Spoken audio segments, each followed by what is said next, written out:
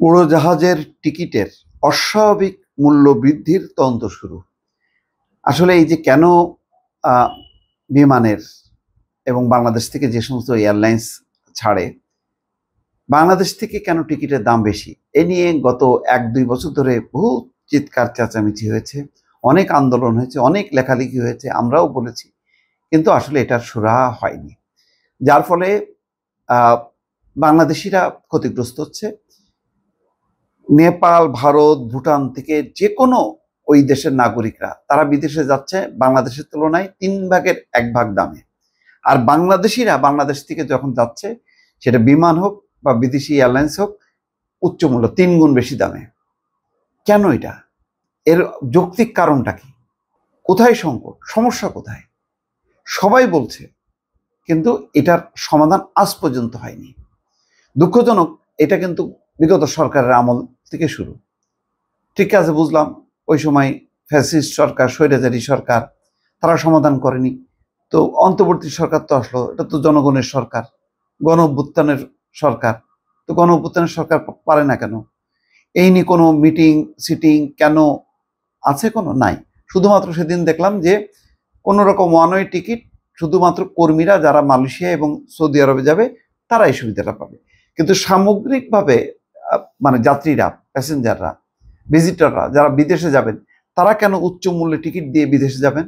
কি কারণে? দাম, সমস্যাটা কোথায়? আজকে এটা নাকি 7 সদস্যের একটা কমিটি করা হয়েছে, যে অস্বাভাবিক মূল্য বৃদ্ধির সঙ্গে জড়িত ব্যক্তিদের চিহ্নিত করে তাদের বিরুদ্ধে ব্যবস্থা নেওয়ার জন্য।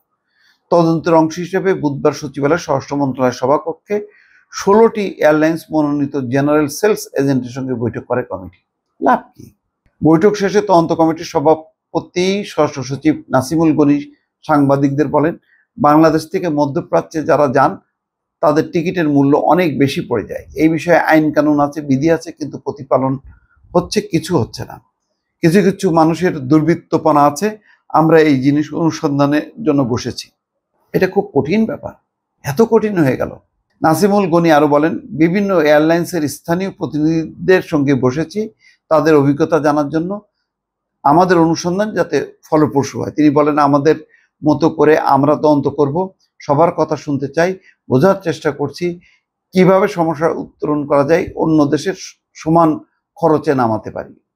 ভাই রে, এই জন্য অনেকে নাকি টিকিট কেটে বা সড়ক যোগে যায় ভারতে, ভারত থেকে তারপরে প্লেনে করে যায় বিভিন্ন দেশে। খুব লজ্জাস্কর ব্যাপার যে আমরা বিশ্বে, বাংলাদেশিরা খুব অভাগা জাতি, যে আমরা সবচেয়ে বেশি দামে টিকিট কেটে আমরা বিদেশে যাই, অথচ আমাদের গরিব মানুষ, এই যারা প্রবাসী, তারা মানে জীবন রক্ত পানি করে হলো তারা টাকা উপার্জন করে, কিন্তু তাদেরকে বিপুল পরিমাণ তাদের টাকা চলে যায় এই টিকিট কাটতে যায়। স্বরাষ্ট্র সচিব আরো বলেন, তদন্ত কমিটির কাজ ভাড়া নির্ধারণ নয়, শুধু তদন্ত করা।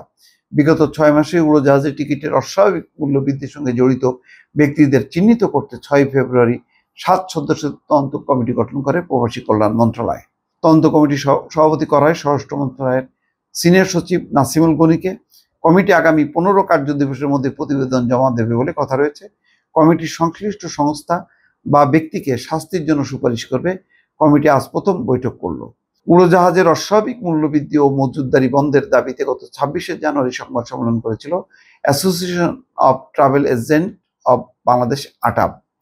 সংগঠন দাবি, সাম্প্রতিক সময়ে বাংলাদেশের বেসামরিক বিমান পরিবহন খাতে চলাচল অন্যতম বড় সমস্যা উড়োজাহাজে টিকিটের অতিরিক্ত মূল্যবৃদ্ধি। মূল্যবৃদ্ধির নেপথ্যে অন্যতম প্রধান কারণ নাম ছাড়া একসঙ্গে অনেক টিকিট বুকিং দিয়ে রাখা। নাম ছাড়া অনেক টিকিট বুকিং দিয়ে রাখা, আমার মনে হয় যে এগুলি কোনো কিছু না, এটা কোনো একটা সিন্ডিকেট মানে এই কাজটি করছে, যেটা সরকার ভাঙতে পারে তার নিজের এয়ারলাইন্সের টিকিটের দামটা কমানোর মতো দিয়ে। কোথায়? বিমানের ভাড়াই তো অনেক বেশি, তাই না? এটা এখন এই তদন্ত করে কি করবে? বহুদিন থেকে শুনছে মানুষ। এখন প্রবাসীরা, দেশের মানুষ যারা, তারা খুবই হতাশ। এটি হলো বাস্তবতা। ভালো থাকবেন। আল্লাহ হাফেজ।